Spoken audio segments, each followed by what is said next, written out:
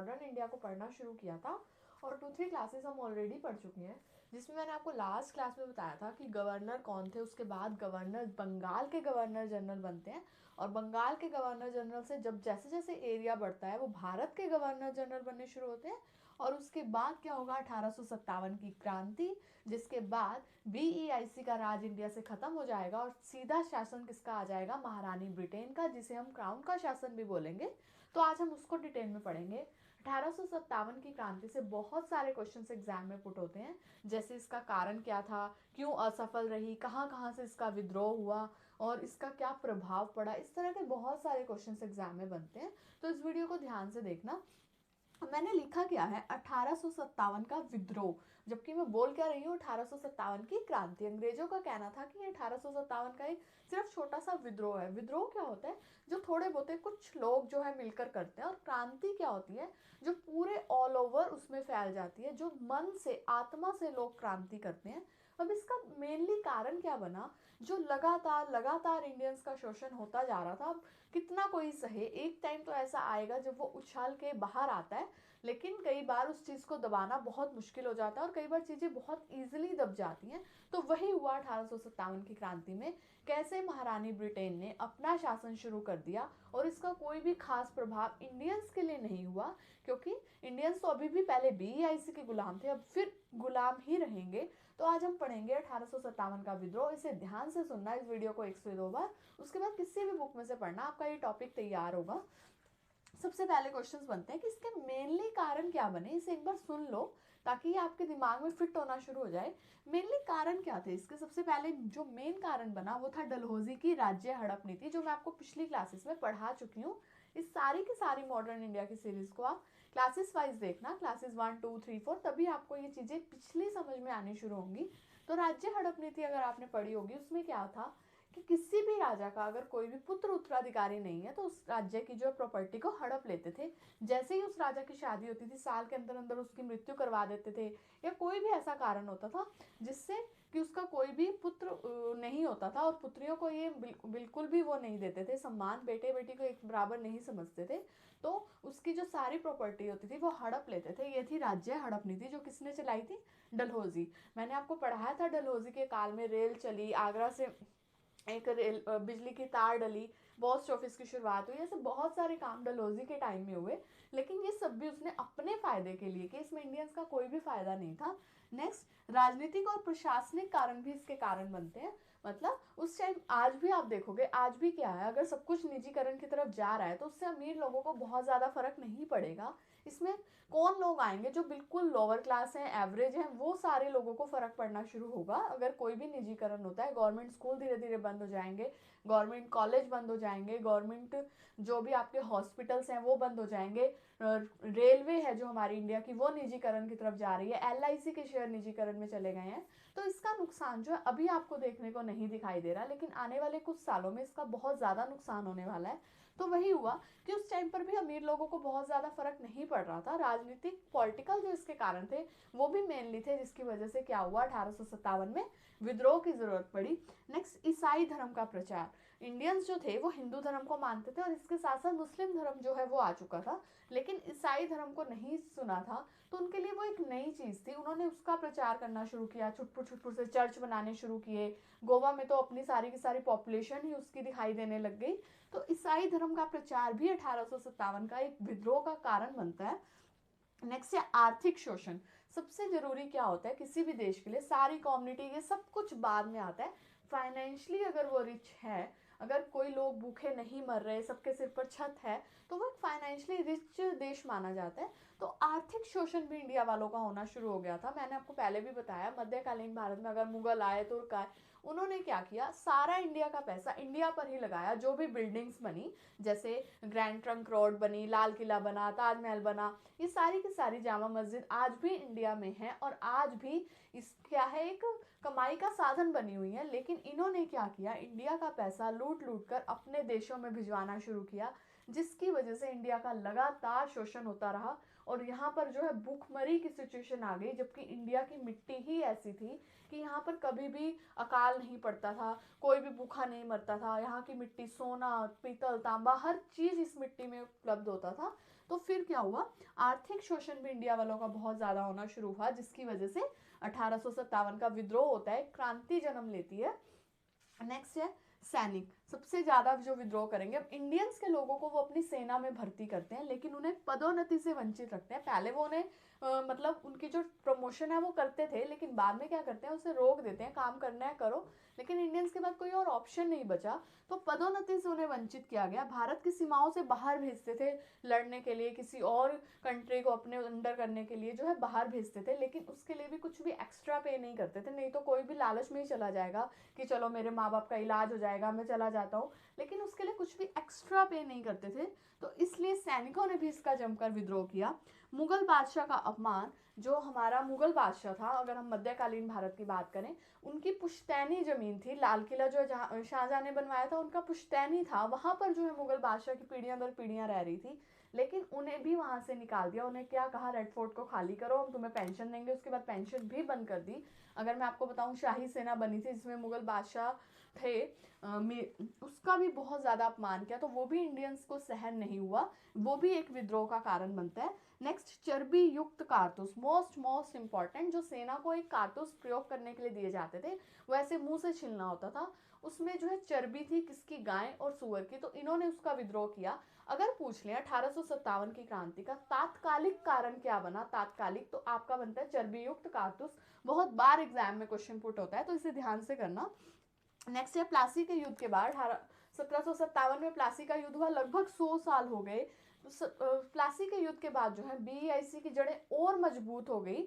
उन्होंने क्या देखा कि ये इतने ज्यादा होने के बाद भी हमारे 300 सैनिक इन पर हावी हो गए, जबकि उसमें कौन थे, गद्दार थे। मैंने आपको मीर जाफर और जगत सेठ के नाम बताए थे।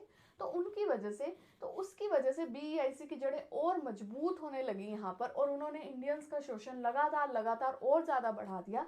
तो वही बता रहे हैं कि प्लासी के युद्ध के बाद लगातार इंडियंस का शोषण बढ़ रहा था, जो कि 1857 के विद्रोह का मेनली कारण बनता है। इसके अलावा वेल्जली की सहायक संधि, ये भी मैंने आपको पिछली क्लास में पढ़ाया था कि सहायक संधि क्या थी, कि सेना पलेगी उनकी और इंडियंस के राजाओं के पैसों पर, अगर जरूरत पड़ेगी तो वो उनकी हेल्प करेंगे, ये थी सहायक संधि। तो इस तरह से बहुत सारे कारण बने, मैंने आपको सिर्फ इंपॉर्टेंट कारण बताए हैं जो कि 1857 के विद्रोह का कारण बनता है। जबकि ये थी क्रांति, लेकिन कोई भी जो भी कुछ विद्रोह या क्रांति होती है वो तभी सक्सेस होती है जब उसमें कोई लीडर होता है। जैसे गांधी जी एक जन नेता बने थे, गांधी जी ने कहा लड़ो तो दुनिया लड़ने को तैयार थी, गांधी जी ने कहा मरो तो दुनिया मरने को तैयार थी।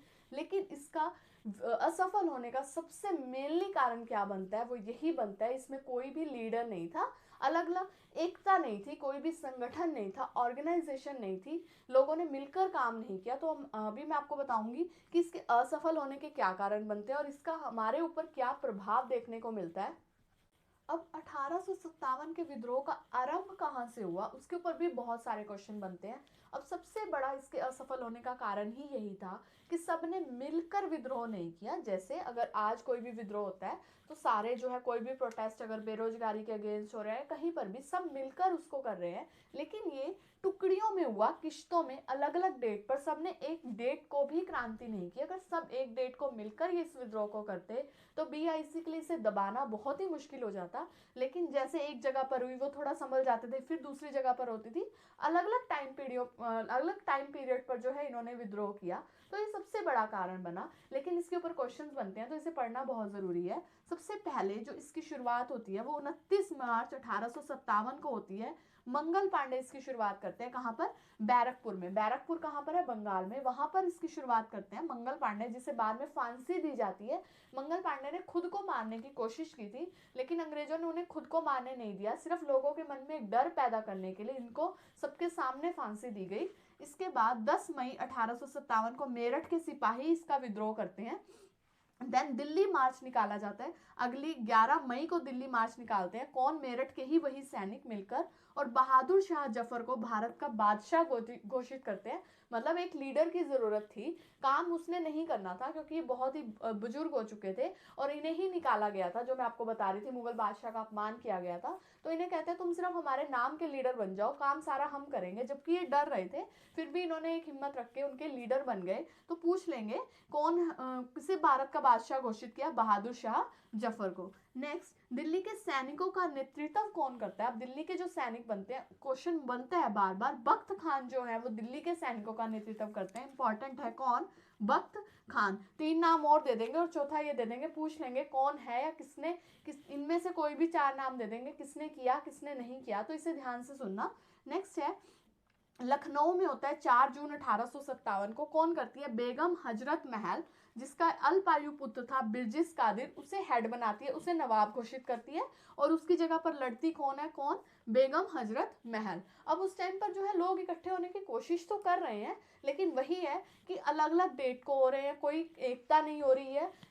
सारे मिलकर अगर इसे करते तो इनको दबाना बहुत ज़्यादा मुश्किल होता। नेक्स्ट है, 5 उससे अगले ही दिन 4 जून को यहाँ पर होता है लखनऊ में, 5 जून को कहाँ पर होता है? कानपुर में। पेशवा जो बाजीराव थे उनके पुत्र नाना साहब, बार बार पूछते हैं, वो करते हैं इसका विद्रोह और उनकी सहायता करने कौन आते हैं? तांत्या टोपे, जिसका नाम आप हिस्ट्री में सुन चुके होंगे, तांत्या टोपे, वो उनकी सहायता करते हैं और इनको भी बाद में फांसी हो जाती है। तो ये थे आरंभ की कहाँ कहाँ से 1857 का विद्रोह का आरंभ शुरू हुआ। अब हम पढ़ेंगे इनकी असफलता के कारण क्या क्या बने और इसका प्रभाव क्या क्या रहा।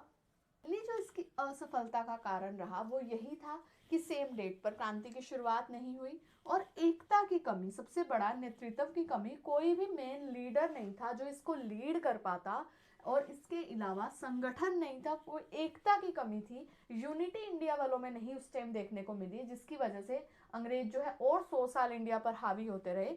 नेक्स्ट, एक और कारण क्या बनता है? ग्वालियर के सिंधिया, इंदौर के होलकर और हैदराबाद के निजाम राजाओं ने अंग्रेजों का खुलकर साथ दिया। जो इंडियंस राजा थे वो भी अंग्रेजों के चाटुकार बने हुए थे और उन्होंने क्या किया? अंग्रेजों का खुलकर साथ दिया और कहा कि हाँ, इन विद्रोहियों को मारो, हम तुम्हारे साथ हैं, अपनी अपनी सेना को भी इनमें शामिल कर दिया। नेक्स्ट जो कारण बना, उच्च तथा मध्यम वर्ग के अधिकांश लोग अंग्रेजों के वफादार बने रहे। आज भी यही होता है, कोई भी अगर क्रांति, विद्रोह, प्रोटेस्ट कोई स्टूडेंट करते हैं, कुछ भी करते हैं, तो जो अमीर लोग हैं उन्हें इनसे फर्क नहीं पड़ता। उस टाइम पर भी ऐसे ही था, अमीर लोगों को क्या था कि हमें इससे फर्क नहीं पड़ रहा, जो हो रहा है, विद्रोह हो रहा है, वो होता रहे। तो वो क्या बने रहे? अंग्रेजों के वफादार, उन्होंने इसमें भाग ही नहीं लिया। नेक्स्ट, आधुनिक शिक्षा प्राप्त भारतीयों ने भी विद्रोहियों का साथ नहीं दिया। आधुनिक शिक्षा मतलब मैंने आपको लॉर्ड मैकाले पढ़ाया था, 1835 में आता है, अंग्रेजी शिक्षा का जनक, जिसने किस किस के आंसर दिए, क्या पढ़ाएं, किसे पढ़ाएं और कैसे पढ़ाएं। क्या पढ़ाने का आंसर क्या था कि हाँ, थोड़ा बहुत मैथ, साइंस, इंग्लिश पढ़ा दो, किसे पढ़ाना है? अमीरों को पढ़ा दो, और कैसे पढ़ाना है? इंग्लिश मीडियम में पढ़ा दो। तो जिन्होंने उस टाइम पर वो शिक्षा प्राप्त की थी उन्होंने भी विद्रोहियों का साथ नहीं दिया, वो भी अपने आप को एक अलग समझने लग गए थे। नेक्स्ट, जॉन लॉरेंस, उन्हीं में से ही अब एक, अंग्रेजों में से, BIC में से एक पर्सन क्या बोलता है, जॉन लॉरेंस, कि यदि इनमें एक भी योग्य नेता उस टाइम पर रहा होता तो हम डेफिनेटली ये युद्ध हार जाते। 1857 में ही वो अंग्रेज यहाँ से चले जाते अगर उस टाइम पर कोई भी एक लीडर रहा होता। अब हम बात करते हैं इसका प्रभाव क्या हुआ, इंडियंस पे क्या प्रभाव पड़ा। गुलाम तो वो तब भी रहे, आजाद तो 1947 में हुए, तो इसका क्या प्रभाव बनता है? 1858 का एक अधिनियम आता है, एक शासन आता है 1858 का, जिसमें BEIC को हटा दिया जाता है और कौन हेड बन जाती है? महारानी ब्रिटेन, जिसे हम कहते हैं क्राउन का शासन, वो किसे मिल जाता है? महारानी ब्रिटेन को। मतलब वो अभी भी गुलाम, अभी भी इंडियंस बने रहेंगे, लेकिन BEIC हट जाएगी। अब क्रांति हुई किसके टाइम में थी? ये बार बार पूछते हैं। अभी तक कौन चल रहे हैं? अगर आपने पिछली क्लास देखी है तो आपको पता होगा अभी तक कौन चल रहे हैं। भारत के गवर्नर जनरल। अब कौन आएंगे? भारत के वायसराय। तो भारत का अगर लास्ट गवर्नर जनरल पूछ ले तो वो कौन था? कैनिंग। क्रांति किसके टाइम में हुई है? कैनिंग के टाइम में। और अब पहला जो वायसराय बनेगा, लोग तो वही रहेंगे, पोस्ट वही रहेंगी, काम वही होते रहेंगे, लेकिन गवर्नर जनरल का नाम बदलकर क्या कर देंगे? भारत का वायसराय। अब वो पहला कौन बनेगा? कैनिंग। और आखिरी भी अगर पूछ ले गवर्नर जनरल कौन था, तो वो भी कौन था? कैनिंग। और किसका राज शुरू हो गया? महारानी ब्रिटेन का। अब 2 तरह का इंडिया देखने को आपको मिलेगा। एक ब्रिटिश इंडिया और दूसरा देशी रियासतें, जिन्होंने जो है मैंने आपको बताया सिंधिया, इंदौर के होलकर, इन्होंने अंग्रेजों का साथ दिया। तो बीआईसी ने महारानी ब्रिटेन ने क्या किया, इनको देशी रियासत दे दी कि तुम अपने राजा हो, जैसे काम करते रहो, हमें टैक्स देते रहना। अब इंडिया आप देखोगे बेसिकली खत्म हो गया। क्या बोल दिया मैंने, ब्रिटिश इंडिया और देसी रियासतें, मतलब कि अब इंडिया नाम का जो वर्ड है वो खत्म हो गया। पूरा का पूरा इंडिया को ऐसे गुलाम बना लेंगे कि आज भी हम उनके मानसिक तौर पर गुलाम हैं। वही कल्चर, वही सभ्यता, हमारा जो है धर्म को भी खत्म कर दिया। मैंने आपको बताया ईसाई धर्म को प्रचार करते रहे, टोटली जो है हमें अपनी बेड़ियों में जकड़ लिया। अब ये पूरे 100 साल तक कैसे राज करेंगे और उनको कैसे आज़ाद करवाने तक का जो सफ़र, गांधी युग आएगा, भगत सिंह आएंगे, सुभाष चंद्र बोस आएंगे, कांग्रेस की मैंने आपको एक क्लास बताई हुई है, इसके बाद आप कांग्रेस की क्लास को अच्छे से पढ़ना कि एक लीडर बनना था। फिर एक थोड़ा सा टाइम और लूंगी, एक छोटी सी चीज़ आपको और बता देती हूँ। अब जब इसकी सारा सर्वे हुआ कि ऐसा क्या कारण रहा कि हम 1857 के विद्रोह को हार गए, उस क्रांति को, तो ए.ओ. ह्यूम जो स्कॉटलैंड के रिटायर्ड आईएएस थे, वो इंडिया में आते हैं और इंडिया में क्या बताते हैं कि तुम्हारे हारने का मेन कारण यही था कि तुम्हारे पास कोई भी लीडर नहीं था। तो तुम एक संस्था बताओ, इंडियन नेशनल यूनियन के नाम से एक संस्था बनती है, वो काम करती है लगातार। ये फिर बाद में यही क्या बन जाती है, 1885 में इंडियन नेशनल कांग्रेस बन जाती है। और उसके कौन कौन लीडर बनते हैं, 72 पर्सन जो है अलग अलग शहरों से उठकर आते हैं और एक संस्था बनाते हैं इंडियन नेशनल कांग्रेस। और ये डिसाइड होता है कि हर साल जो है इनकी एक एक मीटिंग रखेंगे और ज़रूरत पड़ने पर एक से ज़्यादा मीटिंग्स भी होंगी। इस सारे इंडियन नेशनल कांग्रेस की जो कहानी है वो मैं करा चुकी हूँ, आपको मिल जाएगी, मैं आपको डिस्क्रिप्शन में लिंक दे दूंगी। तो इसके बाद उस क्लास को देख लेना, वो मैं दोबारा नहीं करवाऊंगी। नेक्स्ट क्लास में हम इसके आगे का पढ़ना शुरू करेंगे कि कैसे भारत के वायसराय बनने शुरू हो जाएंगे और महारानी ब्रिटेन का शासन इंडिया पर शुरू हो जाएगा। होप आपको ये वीडियो अच्छी लगी होगी, इसे 1 से 2 बार सुनना। उसके बाद 1857 का विद्रोह किसी भी बुक में से पढ़ लेना, आपको समझ आ जाएगा। और मोस्ट इंपॉर्टेंट टॉपिक है, एग्जाम में क्वेश्चंस इसके ऊपर पुट होते हैं। तो do like, share and subscribe to my channel and press the bell icon for latest update. Thank you so much for watching.